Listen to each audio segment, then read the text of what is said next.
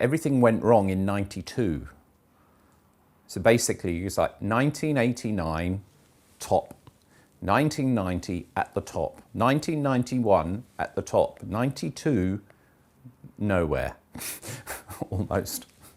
It was quite a shock. And because I hadn't looked after the business side of things. This thing, I'd made a monster, and the monster went completely out of control, out of my control. It's like Game of Thrones and Daenerys with her dragon. You know, it's like at a certain point the dragon grows up and then you can't control the dragon anymore. And so you're going to have to figure out how to come to some kind of relationship with this thing that is now bigger than you.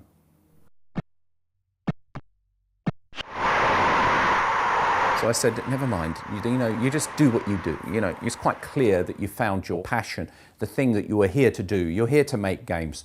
Just make the games. Don't worry about it.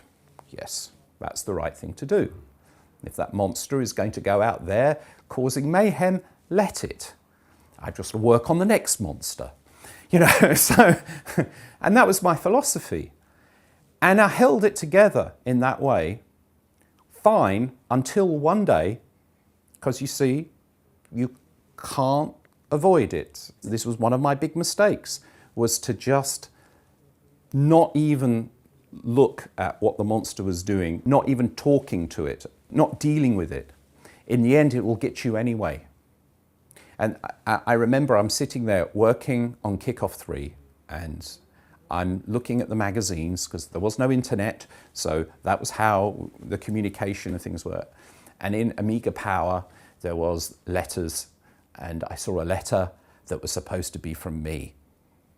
I hadn't given any interviews. I hadn't interacted with my fans even. I kept my head down. And now there was a letter supposedly from me, and my heart sank, because it's like, look, I've made this arrangement in my mind. I'm not going to engage in it. I'm not going to engage in it because I know where it leads.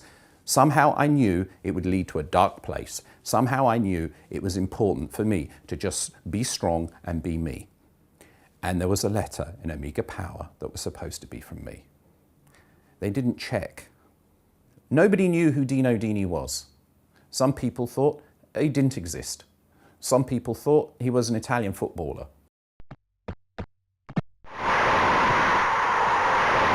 I'm in my early 20s. There's a publisher, there's me, there's this game. Copyright of the game belongs to the publisher, you know, because that's what it says on the box. What can I do? Who do I go to? The industry is very young. Where are the experts on this thing? Where's the IP lawyers? The problem was, it happened so fast, and with me in a vulnerable position, I was not without the experience. And of course, this phenomenon that occurs, success brings jealousy. And the jealousy comes from all different places. Even the person who needs to be thankful, Anil Gupta, right? He passed away like 15 years ago. May he rest in peace. But, you know, it should have been between me and the publisher, it should have been a mutually beneficial business relationship.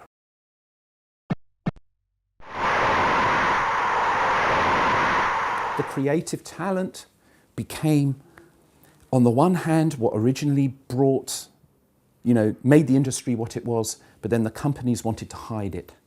They wanted to hide the talent. They wanted to be in control. And so the industry moved in this direction where it was the managers and the owners of companies and so on that dictated, in the end, the creative flow of everything, and with their rationalizations and so on. And the creative talent got pushed down and down and down. And this has gone on for 20 years with many reasons. It's a very complicated thing. It's not simple at all, but that's what's happened. And and nobody knew.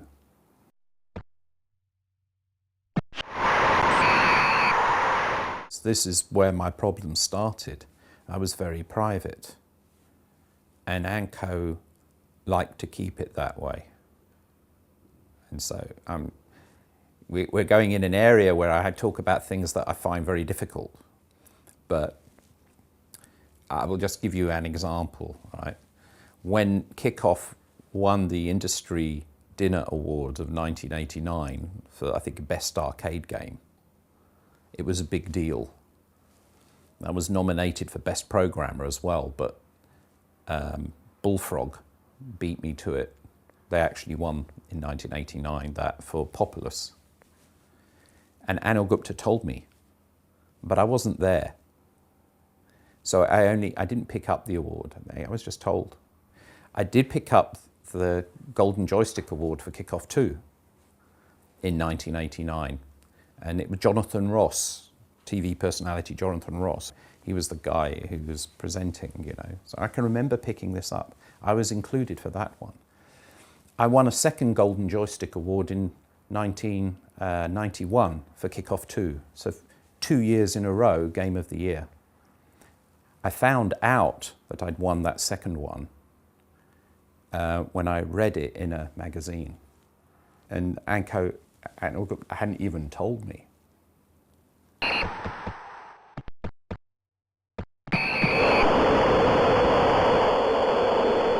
And so working on Kickoff 3, and he said that to me, I had to make a decision. It's like there are limits with me, and he crossed the line with me. There was no going back. I had to leave Anko. I had to.